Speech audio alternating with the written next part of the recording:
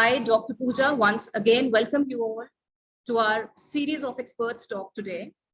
This induction program is a wonderful platform for you all, as well as for the faculty members to connect and explore more about many areas that will help you manifolds in the years to come. And I thank you all for the trust that you have placed in us. And it is this trust of yours that motivates us every time to bring the best for you. Students, the topic for today's expert talk is basic statistics and concepts. And this session is going to give you an insight into the various aspects of research. And those who have an orientation towards research, they can gain a lot out of this session. And it gives me immense pleasure to introduce our resource person for today. Madam is a PhD from Banaras Hindu University and is currently working with Vishwakarma University, Pune. Madam has won many awards and has presented and published research papers in various national and international journals. Let me welcome our resource person for today, Dr. Madhulika Mishra. All yours, ma'am. Thank you so much, ma'am. Thank you, Pooja, ma'am, for providing me this opportunity to be here. And I think you already have introduced, so I'll just start my session with a very good morning to all the respected dignitaries, to my dear students. Good morning, all of you. It's a very auspicious and fortunate moment for me to be present over here. And I'm very thankful to APJ Institute of Management Technical Campus for providing me this opportunity. So I'll just start the session. Ma'am, should I go? Ma'am, yes, Dr. Madhulika, sorry to interrupt. May I take 2 minutes maximum, 2 to 3 minutes? Yes, sir. Sure, sir. So meantime, you can start sharing with your PPT, but just my dear students, I just interacted in the first session with all the engineering and IT students, and in one session for 2 to 5 minutes with regard to this management students. So dear students, basically right now the 21 days induction program, it is going on, and today it is the 7th day. So what I discussed in the first lecture of induction program in case of engineering and IT and in case of management students. So we are basically working hard on liberal arts policy. So when we are talking about the liberal arts policy, this concept, liberal arts, it is number of times misconceived by a lot many people. When we are talking about the liberal arts, we used to understand the humanities or the arts or the geography or the history or the political science or psychology, etc., such subjects. But this is not the case. Liberal arts concept, it is basically internationally recognized and worldwide accepted concept. And what does it mean? One student must have the appropriate knowledge of different dimensions of education. For example, I am exemplifying this with a small example. Let me share. Suppose I think I discussed in one of the lectures today only. Suppose we are in the process of construction of a bridge. So now construction of a bridge, it requires what? Definitely the construction of bridge, first of all, the engineering comes into existence. Engineering is also a part. Then definitely economics is more and more. Reason being, without economics, one can't find out the cost or project completion, then payback period, etc. Lot many things. Finance, it is one another area. Now, apart from this, the knowledge of law, it is also required. Whether where we are going to construct bridge, whether legally it is being permitted by the corporation or by the appropriate statutory authority or by the railways or something like this. What I am trying to say, when we are undergoing for any of the activity, lot many areas one must well versed with. So this is basically the concept of liberal arts, and this is the concept, the new education policy of the country they are thinking of. Suppose an engineering student, they must have the basics of finance, basics of law, the basics of management, the basics of different dimensions they must know. For example, this is a topic, basics of statistics, we are incorporating in today's lecture. But definitely, this is really useful for the data analytics or the business analytics and for decision-making process. when we talk about the data information, and we know lot many out of the data or the information derived out of the data, the number of decisions to be taken by different managerial positions. So what I am trying to say right now, the reason being all of you are new to the system.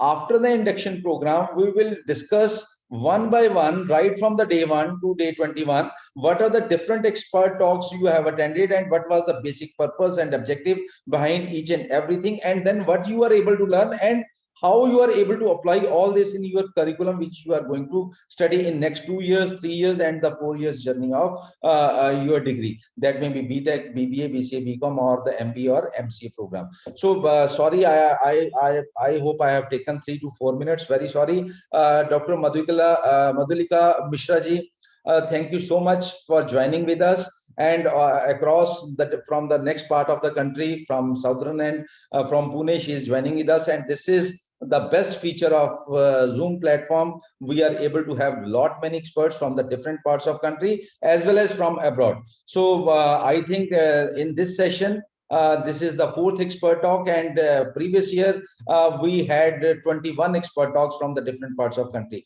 Thank you so much for joining with us and sparing your valuable time. Please, ma'am, continue. Thank you, sir. Thank you so much. Ma'am, should I start now? Yes, ma'am, please go ahead. You can. Okay.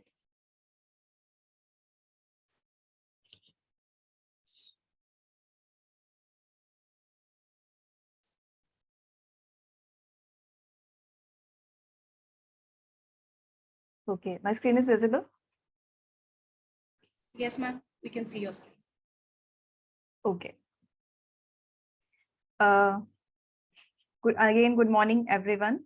So I'll be starting my presentation, which is the basics of statistics and the concepts. So the first and foremost thing is that whenever we are going to start something new, or if we are learning something new, then we should always have this habit of going into the insights of the subject and what is the history behind it, how that the concept came from, where did it actually came from. So all these things should be clear to us.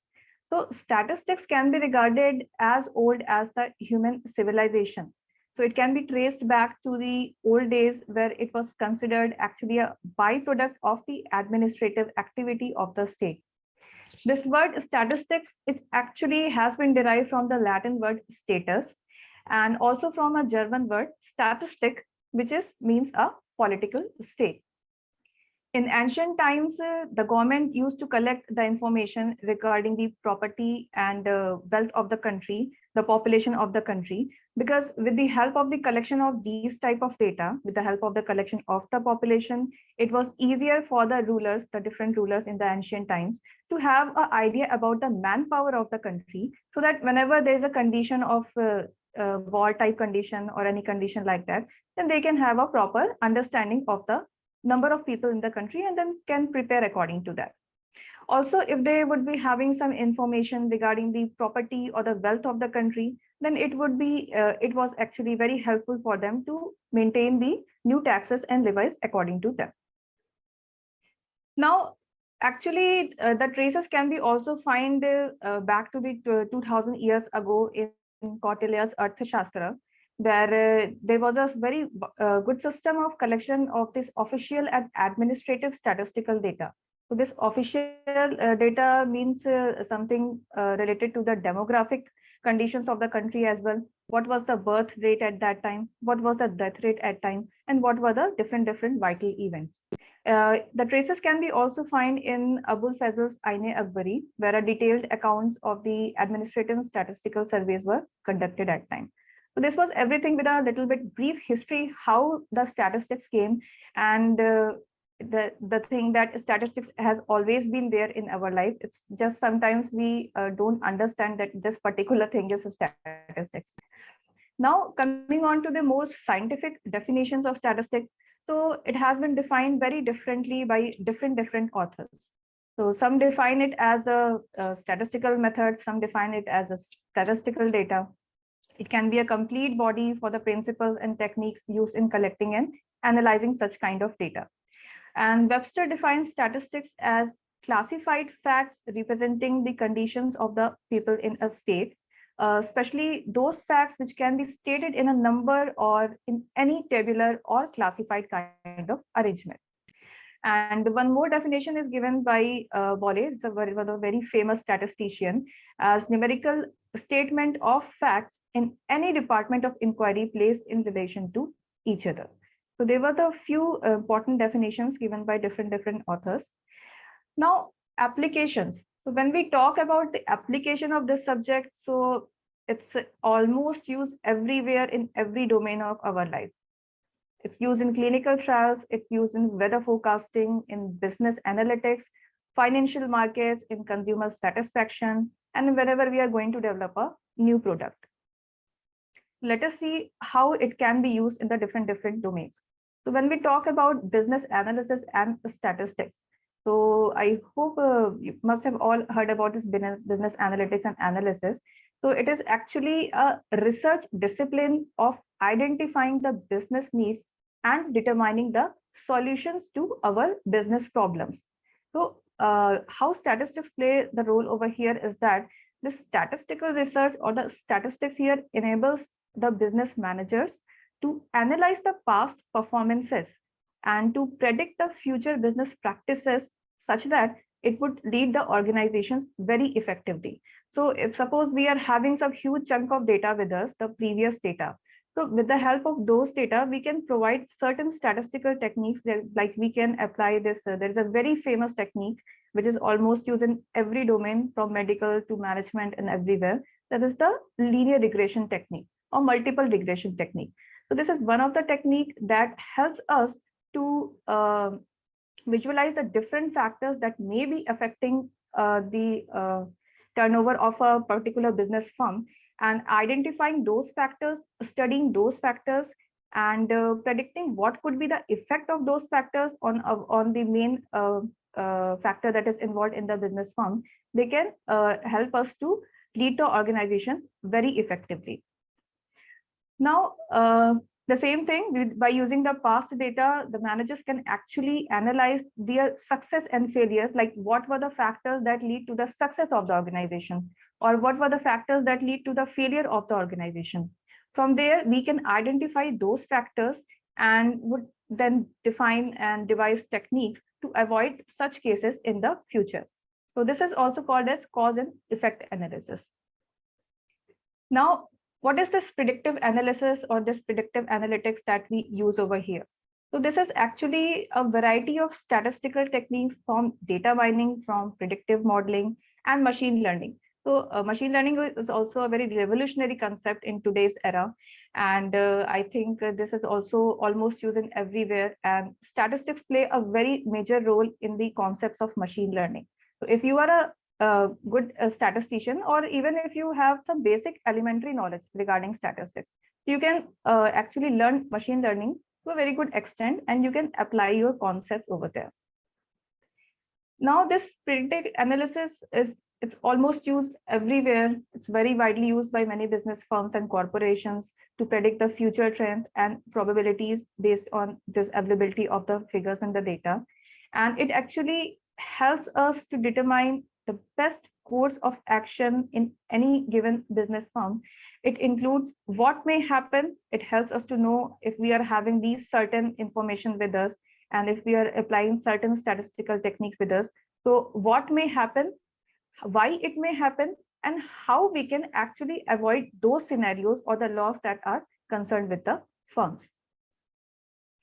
Now, one of the very important domain of statistics is the sampling domain, and this domain has got almost application in every domain of life and field of life, I would say. From daily life also, you can quote very few examples of this sampling, like suppose you are going to buy grapes. Okay, so suppose you are going to buy grapes. It's a very common example of daily life. So how do you actually buy the grapes from there?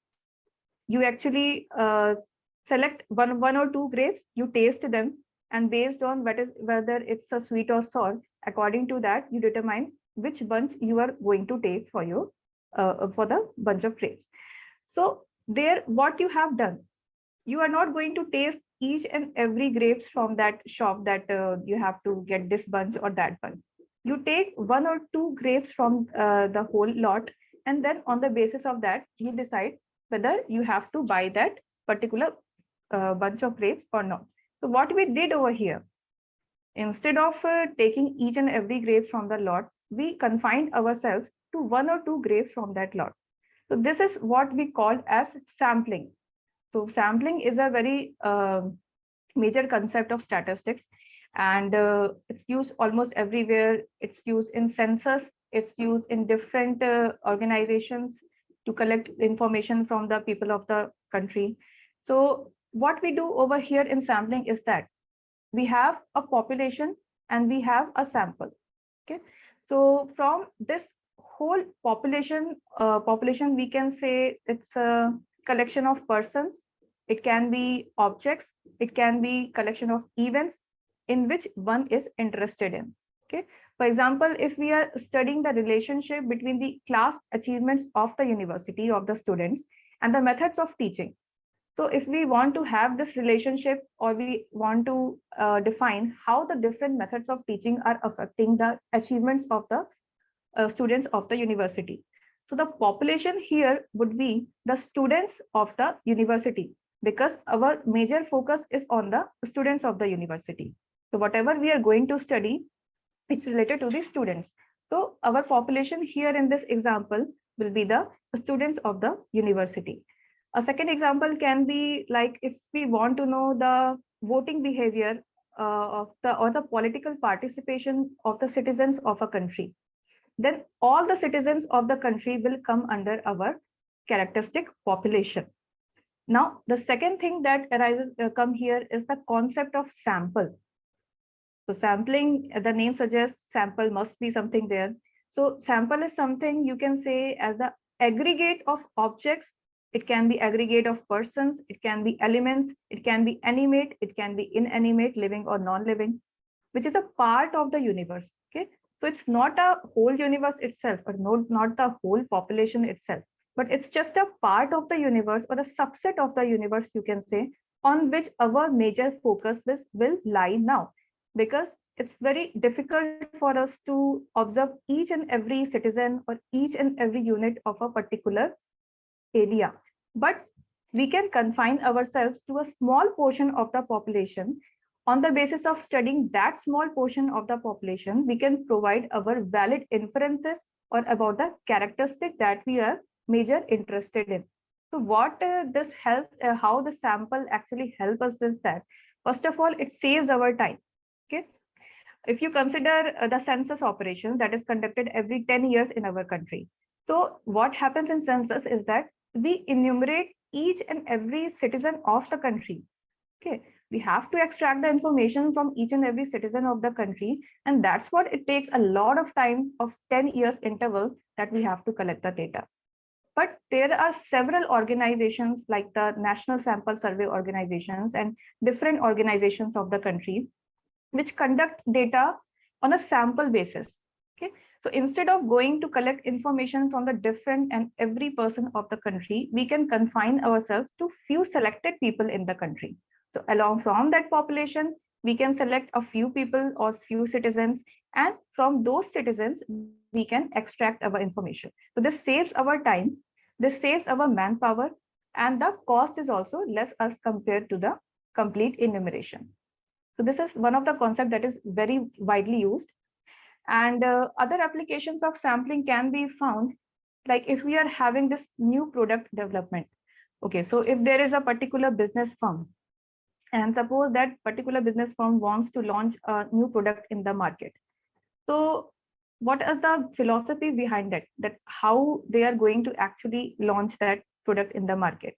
So one of the philosophy can be that first they are going to listen to its potential customers, that what are the needs of the customers, what are the prices up to which the customers expect they can buy the product with. So there are several factors that affect the development of a new product to a firm. So what here we can do, or how this domain of sampling can be applied over here, is that instead of studying each and every potential customer, what we can do, we can just select a few customers from the market. Okay, we can select them randomly, or we can select them according to some predetermined pattern. Also, there are different techniques according to that. So we can select a few potential customers from the market. We can take their views. We can ask them a few questions with the help of different questionnaires. And according to the information given by them and the demands that they are having, we can just divide the product according to them. And one of the thing, or you can say a technique that we use over here, that whenever we are collecting some kind of data prior to a process means if you are going to launch this particular product in the market. Okay, so before launching that product in the market, we may conduct a pilot survey. Okay, so pilot survey, I think you must be knowing. So pilot survey is nothing but it's a kind of pre-survey. Okay, it's a kind of pre-survey collected on a very small scale to have certain insights regarding the characteristic or the process that we are interested in. So on a pilot survey, we can collect these information from the potential customers, and then we could analyze the data collected by them. And according to that, we can make modifications in our product, or we can raise their prices or lower their prices, whatever the case can be according to that. The second application of sampling here is the customer satisfaction. So there are many business firms that are having a huge list of the customers per day. They are having a large amount of customers that you have to deal with per day. And if we want to know about their level of satisfaction, so here also sampling comes into play, that we can select some people or some customers, and then we can collect the data, extract the data, we can analyze the data, we can ask them different questions according to the needs of the organization or the firm, and then we can devise different sampling techniques, how we are going to collect the data and how we are going to analyze the results, and then can provide the sufficient inferences for the firm. So these were a few applications of sampling in management also, and in daily life that I just told just right now. After this, what are the other elementary concepts of statistics that one should actually know? So the concepts that I am now going to tell are the concepts that are very basic and very elementary. And I think a few of you must have studied in your 11th, 12th in mathematics also, if there are some people. So what are these? These are the elementary statistical concepts that comprises of, the first one is the different measures of central tendency. There is measures of dispersion, skewness, kurtosis, correlation, regression, and some basic mathematical concepts. So I'll be sticking to this measures of central tendency and dispersion, skewness, and kurtosis because of the limited period of time. So measures of central tendency. So what is actually a measure of central tendency? So as the word suggests, central, so something related with the mid value, or you can say average value, we kind of say. So measure of central tendency is a typical value around which the other observations of the data set concentrate. Okay, so let us suppose you are having a data set with you in which there are 100 observations. So among those 100 observations, there must be, or we can always calculate a particular observation which can be regarded as a representative of the whole population. Like suppose we are having 100 students in a class. Out of those 100 students, if we want to know what is the average height of the students of the class, so we can provide a particular representative value for the whole class. Okay, what we can do, we can calculate the average of the whole class. Okay, we can calculate the average height of the whole class, and that particular value of the average of the height of the whole that class will give the representative for the whole class. So these are 5 basic measures of central tendency. The first one is the arithmetic mean, the second is median, third is your mode, geometric mean, and harmonic mean. And out of these 5 measures, the first 3 are very widely used. So the first one is our arithmetic mean. So this arithmetic mean, or we can say simple mean, is defined as the sum of all the observations divided by the total number of observations. So that is very easy to calculate. Here we are having 5 observations with us. So the observations are 5, 10, 2, 1, and 3. So if we want to find the arithmetic mean over here, so we can simply just sum all the observation and divide by the number of observation, that is 5 over here, and we can get it as 4.20. Now the second measure is our median. So median is a measure of central tendency which actually divides the whole data set into two equal parts. Okay, so there is a median value, and after that median value, the number of observations are same. Okay, so it completely divides the data set into two equal parts. Okay, so suppose we are having a few observations with us. Okay, so suppose we are having these observations with us. So out of these 7 observations, I hope you all can see the data set. It's visible, I think. Your slide is there. Yeah. Showing the details of the median. It's visible now.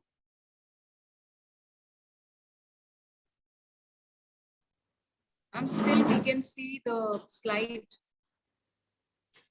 Okay, you can showing see the the median. slide. Okay, yeah. So we are having this few observations over here, this 5, 10, 3, 2, 4, 7, and 8. Okay, so whenever we are going to calculate median, what we will do, we will first arrange this huge observations or whatever the observations we are having in some order. So it can be in increasing order, it can be in decreasing order also. What I have done over here is that I have arranged all the observations in the increasing order of sequence. And then the middle value or the middlemost observation will be our median over here. So for this series, we can see the 5 is the observation that lies in between. And after that 5, we are having 3 observations, 2, 3, 4. And after that 5, we are having 3 observations, 7, 8, and 10 respectively. So we can see that the median for this particular series will be the value or the observation at 4th number, that is our 5. Okay. Sometimes it may happen that we are having this even number of data with us. Okay, so we may have this even number of data, like the second series we are having, where we are having these 8 observations. So here we are having these 8 observations. So what we will do, how we will divide the data set into 2 equal parts over here is that we will be taking the average of the 2 middle observations. Okay, suppose we can see from here that 5 and 7 here are the 2 middle observations. So how we can find the median over here is that we are simply going to take the average of these 2 observations and we will get the corresponding result. So in our case, this is our value 6. So after median, the third concept of measures of central tendency is the mode. So this mode is actually defined as the most frequent observation in a set of data. So whichever observation is having its maximum frequency. Like in this data set, we can see the observation 5, the value 5 has been repeated 3 times. And rest observations are either once or twice. So we can say for this particular data, we are having 5 as our mode value. Now, the second basic concept is the measures of dispersion. So what is this dispersion and what are the different measures we can measure this dispersion is that whenever we are interested to know the central value of the data, we confine ourselves to the measures of central tendency. But what if we want to know how the observations are scattered around the central value of the data? This measures of central tendency only gives us an insight about the central value of the data. But what if we want to know how the different data points are scattered around? So scattered is the basic term, how the data points are actually scattered around the mid value of the distribution or the data set. So whenever we have to find this measures of scatteredness of the data around the central value of the data set, then we go for this different measures of dispersion. So these are the 4 basic measures of dispersion. The first one is range. The second one is quartile deviation. The third one is mean deviation. And the fourth and last one is our standard deviation. So range is defined, the figure from the figure also you can see It is the simplest possible measure of dispersion and is defined as the difference between the largest and the smallest value for the variable. Okay, so suppose we are having in this series, we can see that 9 is the largest value and 3 is the smallest value over here. So the range is just defined as the difference of these two maximum and minimum values, that is 9 minus 3, that is equal to 6. Now, the second one is the quartile deviation, and it's just, you can say that half of the difference between the first and third quartile. Now, what is the first and third quartile? First quartile is our value of the data set that divides the data in the ratio of 25:75. Okay, so Q1 means 25% of the observation will lie before Q1 and the rest 75% will lie after Q1. Likewise, Q3, so just opposite of Q1, you can say 75% of the observations will lie before Q3 and 25% of the observation are going to lie after this value Q3. And what is Q2 here? It's not mentioned, but Q2 is actually our median value. The mid value means 50% of the observation will lie before it and 50% of the observation are going to lie after that. Now, this is mean deviation. This is a bit typical to calculate, but then also if you are having the data in a very arranged form, we can always calculate this. So it is the arithmetic mean of the deviations of a series computed from any measure of central tendency. So this A over here is the measure of central tendency. This can be your arithmetic mean, geometric mean, harmonic mean. This X are the different values of the observation. This F is the frequency, how frequent each observation is occurring, and this capital N is our total number of observations in the data. Now, the last measure of dispersion and a very common and most frequent measure is this standard deviation. So suppose we are giving this series of data, okay, 10 observations we are having. So we can easily calculate its arithmetic mean, which is the sum of all these observations divided by the number of observations. Okay, once we have got this X bar, which is nothing but our arithmetic mean. So then the notion for this X bar is the arithmetic mean. So once we have got this arithmetic mean with us, we can now calculate the standard deviation, which is the square root of the summation of what? The square of the deviations of observation from the central value, that is the arithmetic mean, and divided by n minus 1. This is the number of observation minus 1. This can be taken n, this can be taken n minus 1 depending upon the number of observation that we are having. So these were the few concepts about dispersion and the measures how we are going to measure. Now, the next concept that arises over here is what is skewness.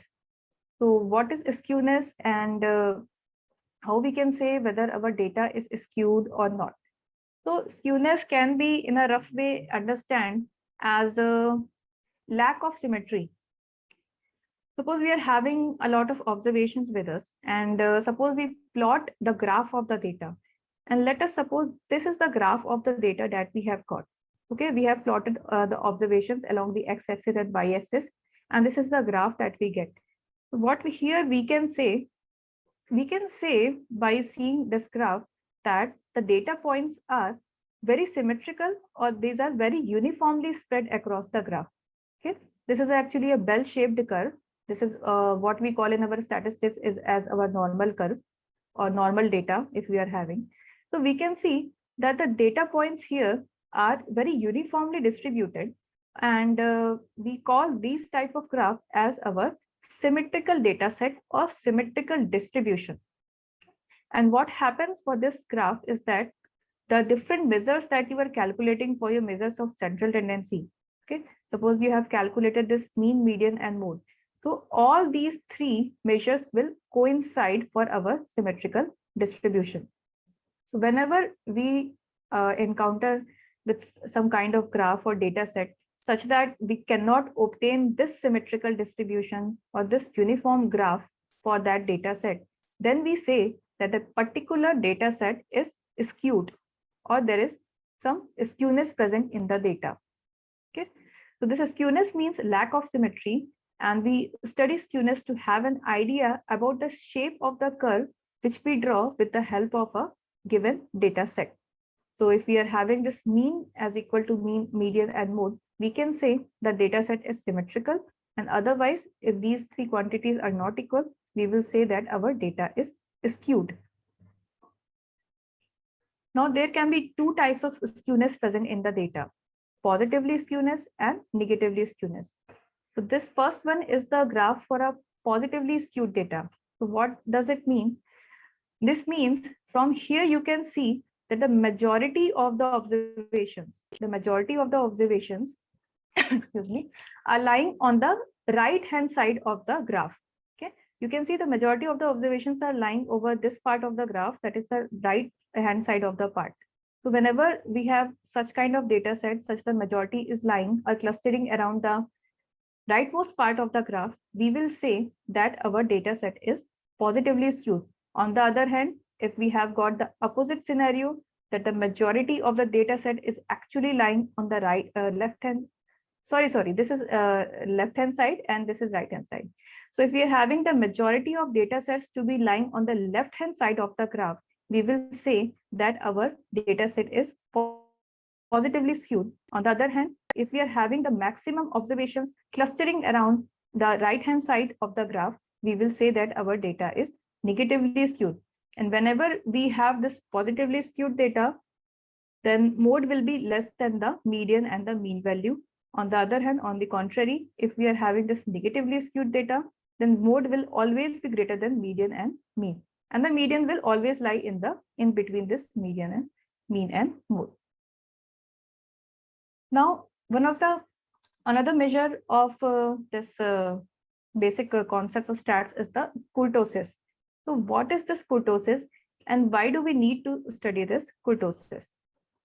From from this graph, we can see that we are having three curves here. Okay, this is the first curve, which is written as platycortic. Then we have this mesocortic curve, and the third curve is our leptocortic curve. So the expression kurtosis is used to describe the peakedness of a curve, how steep or how flat our curve for our data set is. So there are these three measures, that is the central tendency, skewness, and the dispersion. They do not completely define our data set. They do not completely provide us the information about the characteristics of the distribution. So whenever we need to have a very complete information regarding any data set, which data set we are referring to, we must have the information according to these four measures, that is measures of central tendency, measures of dispersion, measures of skewness, and the last measure is our measures of kurtosis. So if we are not having information with any of this measure, we cannot completely define the characteristic of our data or how our data is. So all these frequency curve will expose different degree of flattedness or peakedness. Okay, and this characteristics of frequency curve is termed as kurtosis. And the measures of kurtosis denote the shape of or top of a frequency curve. So this curve, we can say this is the most peaked one. This is called as leptocortic curve. Then we have the second curve, which is in between this leptocortic and this platycortic, somewhere lying in between these two curves. This we call as our mesocortic curve. Or this curve, mesocortic, we also called as our normal curve. Okay, we call it as a normal curve also. And the third and the last curve that we can deal with is our platycortic curve. Okay, so these are the different peakedness. You can say this is the most flat one. Then after that, we have this mesocortex lying in between these two, and this is the most peaked one. So this tells us about the you can say peakness of the curve or how the data points are going to lie. So these are the different concepts behind this kurtosis. Now these were the few basic concepts. Now concluding, I can just say that in this today's era, we cannot avoid ourselves with scenarios where statistics actually cannot be used. It is used almost everywhere, whether you are talking about agriculture, whether you are talking about this medical facilities or this management. we can say that there is always some concepts that are involved over there, and one cannot go away with this concept that they don't have to study, because they would be encountering with all these concepts somewhere at some point in their life. So this was all from my side. Thank you so much. Now over to you, Pooja ma'am.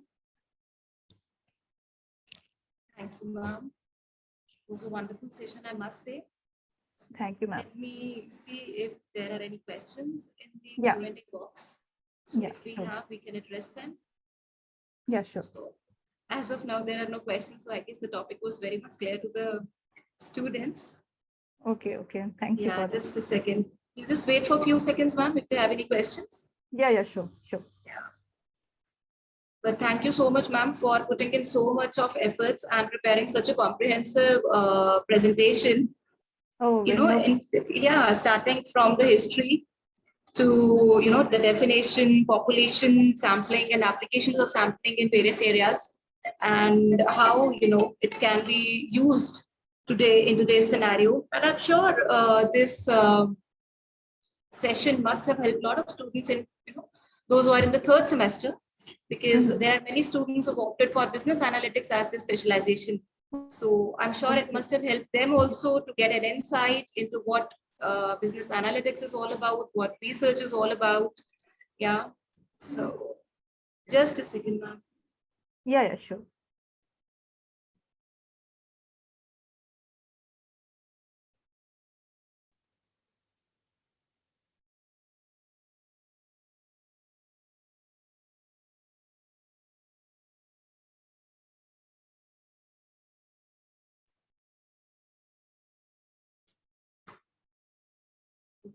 Ma'am, there's one question from Rohan. He's asking from where one should learn the basics of statistics. Okay. Rohan, right? Yes, ma'am. Okay, Rohan. So you can learn statistics there. This is a very globalized era. So you can start learning from a very basic course you can take at Udemy. Or if you are going for some textbook, then there are a few textbooks that I will share with the Pooja ma'am. I will share with her. There's a one book of mathematical statistics, very basic book. And I think if somebody is studying that book, then they can have a very good knowledge and a basic knowledge regarding statistics. So there is a one book, Mathematical Statistics by V.K. Gupta and Kapoor. So you can learn statistics from there, mathematical one. But if you are going to the applied portions of statistics, so you can go for with the same author, that is Gupta and Kapoor, and you can study its applied statistics book. So these are the two basic books that I would suggest. Yeah. Thank you, ma'am. Ma'am, there's another question by Rupinder. She says, ma'am, these were the basics, and what will be the next level of statistics? Okay. So the next level of statistics can be something into more detail of the concepts that have been already taught, first thing. And the second thing can be how we are using these concepts in our different technologies nowadays, like in machine learning, how we are using this different concept. So I said in the lecture also, there is one technique in statistics that is known as regression. Okay? So regression is one of the statistical technique that is very, very widely used in this machine learning. If you are having certain insights with this regression, then machine learning is very easy for you to understand as compared to students of different domains. So you can develop these concepts of few concepts of statistics. There is a PCA technique also, principal component analysis. With the help of this regression and with the help of this PCA, you can combine your concepts together and then you can use it in machine learning. Yes. Thank you, ma'am, for answering it so beautifully. And, one thing that I would like to, I would like to wind up this session by saying that, research is like a sea. And the more you dive in, the more you enjoy and the more you learn. Yeah. This is all I can say about research. It's such a beautiful thing to learn, right? Yeah. So thank you so much, ma'am, for joining us today. And I thank you on behalf of APJ Institute of Management and Engineering Technical Campus for giving us such a valuable session. And we look forward to having more such sessions with you. And do visit to our institute whenever you happen to come to Punjab, to this side of the city. So we would be even more happier to meet you in person. So Yeah, thank yeah. you so much, ma'am. Thank you. Even I would be happy if any of you visit to my parent university, that is Banaras Hindu University in Varanasi also. Because right now also I'm here in Varanasi only, working from home for the university. Okay, okay. Thank you, Yeah. ma'am. Thank you so much. Yeah, thank you. So thank you so much, Madhulika ma'am. And I was going through the profile, PhD in statistics from Banaras Hindu University, one of the finest and one of the oldest university of India. BSc, MSc and PhD in statistics from one university. And definitely from your expertise and from your vision, definitely our researchers, they will be in touch with you. And in case if you allow, we will share your contact number and your LinkedIn profile with all the students. Those are also want to go for research activities. And reason being, after second or third semesters, they used to undergo various projects, the market analysis, etc. So in case there need be, definitely we will be in touch with you. Sure, Thank sir. you so much for sparing your valuable time. Thank you so much once again. Thank you, sir. Thank you, sir. Thank you, Director, sir. Thank you, ma'am. Thank you. And students, you can join to the previous link that was shared in the morning for the next session, that is at 12:20. Thank you, ma'am. Thank you, ma'am. Thank you, everyone. Can I take the lead from now? Yes, ma'am. Sure. Thank you. Thank you very much.